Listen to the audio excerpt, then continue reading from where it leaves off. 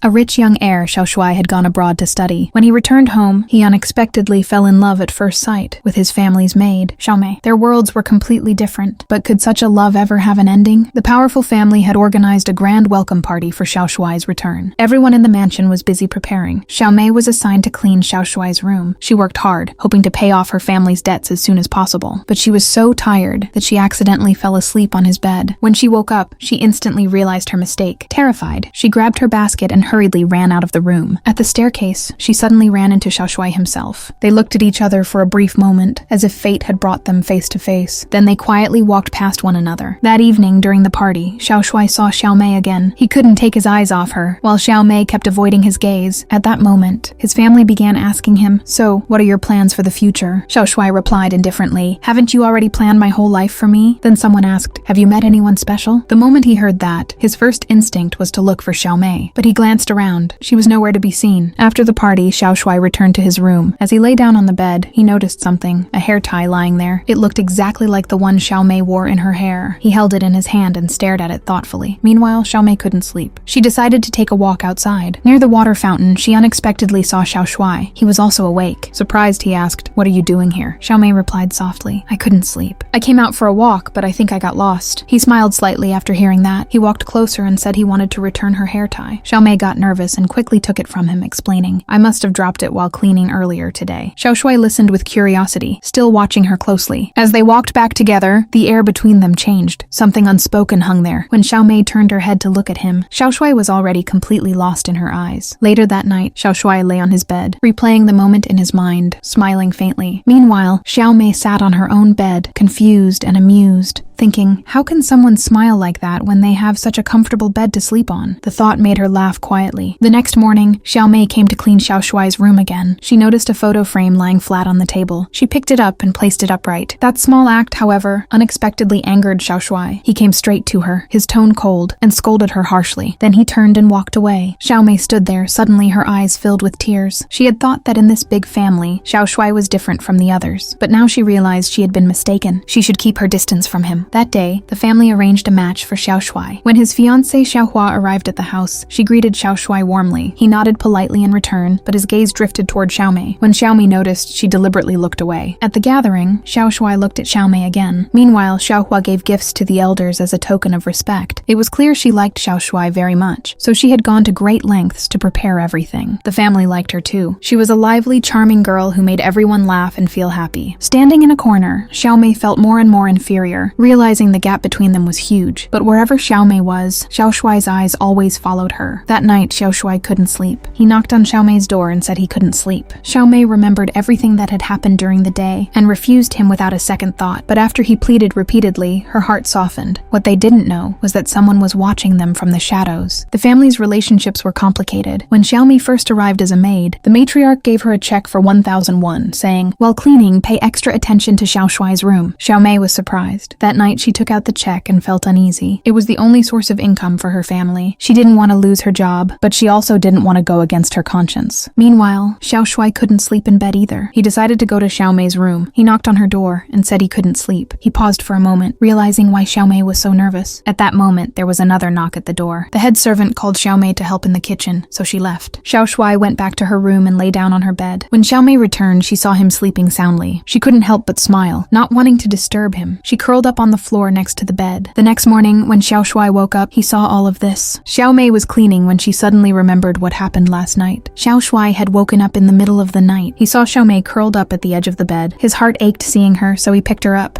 Then, smiling gently at her cute appearance, he carefully laid her back on the bed. Unbeknownst to them, a servant had seen everything from afar. The servant immediately reported the room swapping incident to the lady of the house. After that, the lady directly went to Xiao Mei and said, Xiao Mei understood the meaning behind the lady's words. After thinking it over several times, she approached the lady, wanting to return the check, saying, but the lady only looked at her coldly, speaking with a meaningful tone. That day, Xiao Shuai was getting ready to leave. He specifically came to see Xiao Mei. After saying this, Xiao Shuai left casually, smiling. At night, the lady learned about Xiao Shuai's trip and began forming a terrifying plan in her mind. The next morning, the news about Xiao Shuai and Xiao Mei swapping rooms spread throughout the house. The elder matriarch of the family heard about it and flew into a rage. She went to Xiao Mei, slapping her hard without any warning. The surrounding servants quickly pulled Xiao Mei away. Xiao Mei, terrified, curled up helplessly in the corner. Xiao Shuai had spent the night in a servant's room. When the elder matriarch discovered this, she insulted Xiao Mei further. Xiao Mei lowered her head, her eyes moist with tears. The elder's anger intensified, and she attempted to slap Xiao Mei again. A female servant nearby immediately held her back. That day, Xiao Mei was kicked out of the house. That night, Xiao Shuai returned home, excited at the thought of seeing Xiao Mei, and smiled. He went to the kitchen but was told that Xiao Mei had been dismissed. Before the staff could finish answering, Xiao Shuai drove through the heavy rain to Xiao Mei's previous workplace. There, the nun told him that Xiao Mei had already left because she knew he would come. Xiao Shuai returned home, feeling lonely, recalling the time he had spent with Xiao Mei. At that moment, a servant came to him and told him about Xiao Mei's family situation. It turned out that Xiao Mei's father, Xiao Shuai, owed a lot of high-interest debt, and he came here just to pay off his family's debt. A servant also gave him Xiao Mei's house address. The next morning, Xiao Shuai went to Xiao Mei's old house, which was in a remote village. To his surprise, there was no signal at all. After walking a long way, he finally reached the house. The door was opened by Xiao Shuai's brother. What he heard made Xiao Shuai pause for a moment, and he felt very guilty inside. Still, luck was on his side. He found Xiao Mei at a fried chicken shop. Excited, he went up to her and grabbed her hand. Xiao Mei was still upset, so Xiao Shuai went to the front counter to order some food. He sat in the shop and waited for her to finish work. Xiao Mei couldn't help but smile at his behavior. They looked at each other and shared a knowing smile. On the way home, Xiao Shuai apologized again. To make Xiao Mei less angry, he even said he was willing to be a human punching bag. Xiao Mei laughed. In this way, their argument ended, and they made up. Then Xiao Shuai brought Xiao Mei back home. To make sure she could stay, he approached the old lady, the matriarch, for help. Today was the young master's first date, but the person he went on a date with was not his true love. Instead, it was the servant he truly cared about. Then he went to Xiao Mei and asked her to speak her true feelings. Xiao Shuai immediately grabbed Xiao Mei, but her words shook him to the core. Xiao Mei said, "I cannot change this world. I will never change my heart. Don't be unsure either. Live your life properly. I know what I must do." Then Xiao Mei hurriedly ran away. But all of this did not escape the eyes of the Dafu Ren. She came to warn Xiao Shuai that, as the only heir of the family, he must not marry a woman recklessly. Xiao Shuai stood frozen, his eyes full of helplessness. That day the news broke. Xiao Shuai was not born to the Dafu Ren. His biological mother had left home when he was only 4 years old. The news caused a huge stir, and the whole family was thrown into panic. That night it rained heavily. Xiao Shuai was in pain, missing his real mother. At that moment, Xiao Mei hurried over to shelter from the rain and unexpectedly ran into Xiao Shuai. Embarrassed, she turned to leave, but Xiao Shuai grabbed her hand. Before she could even react, he gently kissed her. Lying in bed later, Xiao Shuai realized he could no longer deny his feelings. He went to Xiao Mei's door and told her, "Now I can sleep peacefully." They shared a quiet, sweet moment leaning against the door before Xiao Mei returned to her room. The next day, the Dafu Ren pressured Xiao Shuai to meet Xiao Hua's family quickly to arrange an engagement. Soon both families gathered, but as soon as the meeting began, Xiao Shuai openly rejected the engagement in front of everyone. The Dafu Ren was deeply troubled. If the marriage failed, Xiao Shuai would lose his claim as the family heir. Meanwhile, his father immediately called Xiao Shuai into a room and slapped him in anger. How could he give up his inheritance for a maid? Furious, Xiao Shuai's father confronted Xiao Mei, accusing her of greed in front of everyone, and even threatened to throw her out. Then he turned back and slapped Xiao Shuai again. Xiao Shuai shouted in anger that he had no interest in inheriting the family fortune. If forced to do what he didn't want, he would leave. Seeing his defiance, the father went to the Dafu Ren and blamed her for failing as a mother. The Dafu Ren was exhausted, but slowly her heart began to waver. Meanwhile, the dismissed Xiao Mei returned home. Xiao Shuai followed her. He complained pitifully that he had not eaten anything all day. Xiao Mei prepared a table full of food, and watching him eat with delight brought her heartfelt satisfaction. Xiao Mei felt very happy. After finishing their meal, Xiao Mei and Xiao Shuai went for a walk. Xiao Mei looked at Xiao Shuai and said, "You look so cool and cute. I like you, but I don't want to be with you." Xiao Shuai hugged Xiao Mei tightly, feeling hurt for himself because he hadn't given her enough sense of security. Pulling her close, he spoke seriously. "Sorry, you have been hurt. I will do better. I love you." From that moment, Xiao Mei and Xiao Shuai got together, and their hearts grew even stronger. That day, the madam came to Xiao Mei and asked if she really liked Xiao Shuai. When Xiao Mei confirmed, the madam helped her transform. She was trained in art, language, and other skills, so she could truly stand by Xiao Shuai. When Xiao Mei returned, she was completely changed. She was about to become part of the family and now shared meals with the whole household. Not long after, with everyone's blessings, Xiao Mei and Xiao Shuai successfully held their engagement ceremony. Their friendship had now turned into love.